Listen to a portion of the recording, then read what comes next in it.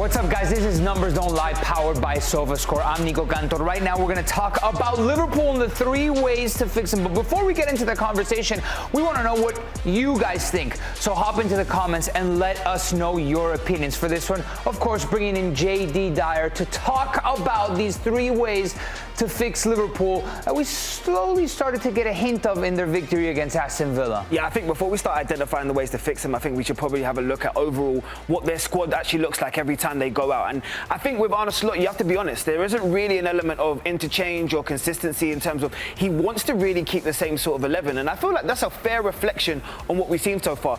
But the highlight will automatically be on the centre-back partners. I mean, between Konaté and Van Dijk, there's been a lot of question marks into their consistency, the errors they've made as individuals this year, and whether or not they're helping their 2 fullbacks in. I mean, Andy Robertson has been a key part of Liverpool's success over the last, let's say, decade. Yeah. Conor Bradley now has some big shoes to fill in Trent's absence. Yeah, absolutely. Funny enough that they signed 2 fullbacks and none of them are here.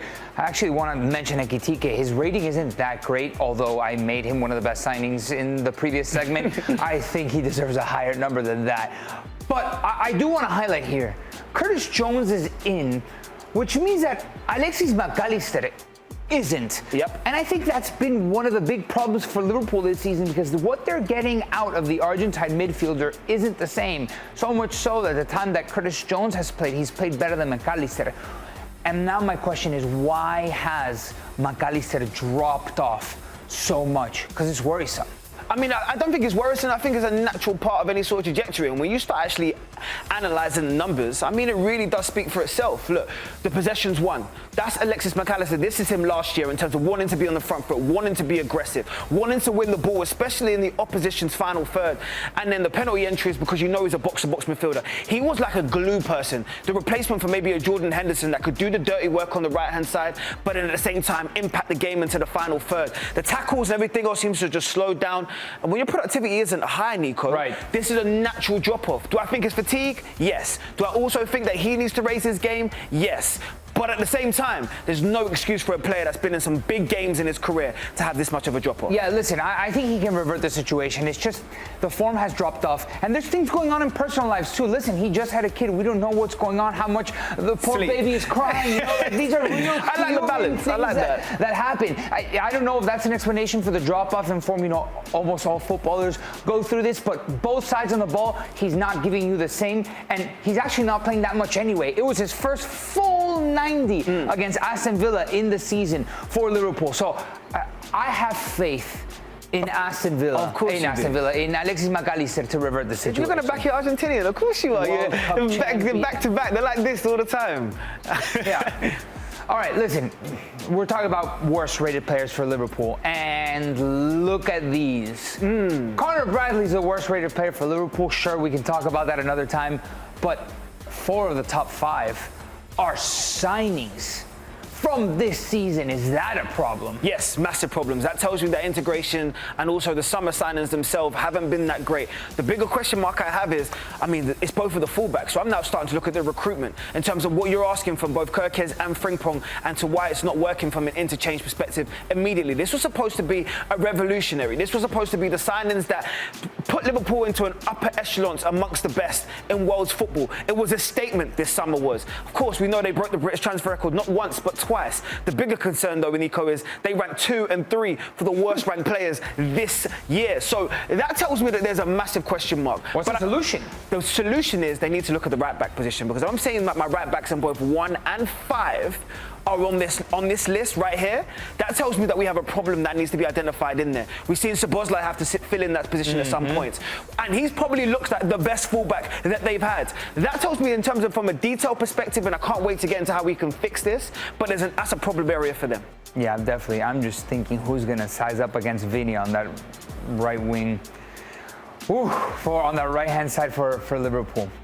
I like it overall. When you think about that right-hand side, and then that's probably affecting Mo Salah. When you look overall, that is what's pinpointing Mo Salah in terms of his decline, because he's used to a fullback that can support him a little bit differently. And gives you but the wins and the losses really identify some of the bigger problems that the team is facing. So when they're winning, they're doing all right, and when they're losing, they look really bad. I think that's what the big chances allowed is telling me, right? It's just the interchange. It's just the transition plays, and we'll get into the details as to how these teams seem to be progressing. But I'm concerned about the final third entries allowed. That right there is a real red flag, just overall for a team that should be leading in terms of domination, should be on the front foot for a lot of these games. But look at what opponents have kind of recognised. Look at that first stat, the opponent's long balls. Crystal Palace, Chelsea, Manchester United, and of course Brentford have all seen that this is a problem area in terms of Liverpool. They're struggling in transitions. They're struggling in terms of handling the counter-attack. They're struggling in terms of areas. And then you start bringing up the target areas. Where is it? Shock. The right-hand side in terms of their defence. The goals conceded is a massive red flag. Nobody that's supposed to be wanting to lead and dominate leagues, both domestically and, of course, in Europe, is supposed to be conceding nowhere near that amount of goals. But I want people to focus on this one. This right here is an even bigger question mark, especially with set pieces being a huge part of today's game. 10 goals conceded from set pieces, Nico? I can't believe Arsenal didn't score a set-piece goal against them when they played earlier in the season. I think it was two different auras surrounding both teams at the moment. It was actually a set-piece play from them, a ridiculous set-piece free kick goal by Dominic Szoboszlai that gave them the win. But this is worrisome from an organizational standpoint of view, from a convictions point of view. That's a lot of set-piece goals to concede. I wonder what the solution is here. But if I'm a team that has good wingers on the left-hand side, like a Real Madrid, for example, Vinicius Jr., I alluded to it moments ago, but now I see this. And I'm looking at that. I'm telling Vinny, go, go, go, go. And Vinny loves a goal against Liverpool. Because the numbers don't lie. And the problem is, that tells me that's application and that's attention to detail. Because we can talk about it all the time in terms of 10 set-piece goals. But really, I'm putting the highlight on my centre-halves. I'm looking at both Van Dijk and Konaté and thinking to myself, well, you're both 6'3" plus. Szoboszlai is a big boy himself. Alexander Isak. Everybody needs to contribute if you're going to get yourself out of a slump like this. Because we can focus as much as we want on the team aspect, but the responsibility falls on these two because they have been the leaders of this back four for a long while. You're not talking about players that are new to this league or don't understand the weight of Liverpool's shirt. Look at what their success was last year. They weren't conceding a goal a game. They were really not even allowing big chances. The penalty entries were limited, and the defensive errors is what I want everybody to focus on because they had limited that. When the eye test, or whether you're looking at the Sofascore overall, you know it's individual errors that are costing Liverpool, whether that's lapse of concentration, not understanding the new mentality, or maybe Arne Slot needs to change his formation a little bit. I mean, this is crazy. So you're telling me in 1 out of every 2 games, they're making a key defensive mistake. More than 1 out of every 2 games, right? 1.2 key defensive errors per 2 games? That is ludicrous is the word for the day. So, I mean, Virgil van Dijk's been credited as perhaps one of the best center backs in Premier League history of all time. Yep. In his partnership, he's struck with several players, but in very recent times, it's Konaté. How has his season been? You know what, I do want to focus on Konaté because you just alluded to something. I think Van Dijk has held it down with whether it's Gomez, whether it's been Lovren, whether it's been Matip. He's had so many different types of relationships. And this one feels like on paper it should be the most, I would say, connected because Konaté is a dynamic player. You know, he's going to be quick in transitions. He can handle both the physicality and understand in terms of from a tactical perspective how to support Virgil. But these stats are worrying. And more worrying is this point here because what I've always known about Ibrahima Konaté, anytime he gets the ball, he's actually pretty good with it. Especially for a player that's maybe 6'4" and built like a running back, he's still solid at any point.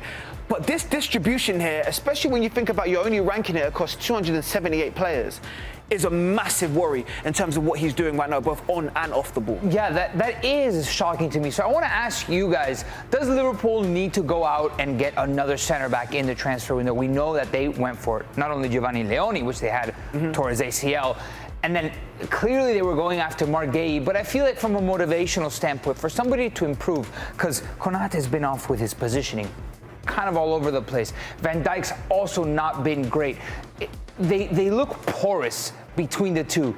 To have somebody right behind you to keep that competitive edge, to keep you sharp in training, it feels like Ibrahima Konaté needs somebody to kind of push him a little bit. I'm going to give you one more action here because we're talking about 3 ways to fix Liverpool. The fullback position. We could talk about the sort of the Sofascore ranking where they've ranked so far, but what your eye test tells you is they're struggling in terms of distribution. Hence why they wanted Szoboszlai to play that right back position.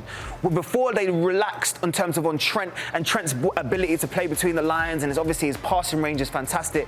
This year, struggling with both Conor Bradley and of course Jeremy Frimpong tells me that when they get get pinned in, they can't quite get out. When you're trying to cohese in terms of new forward line, that is a real problem here for Arne Slot, and a lot of teams have identified that and know exactly how to hurt Liverpool. Slot's going to have to give the Reds a solution, and very quickly, with Real Madrid coming up and Manchester City coming up. It's huge games for Liverpool to get over this horrific slump that they've been experiencing.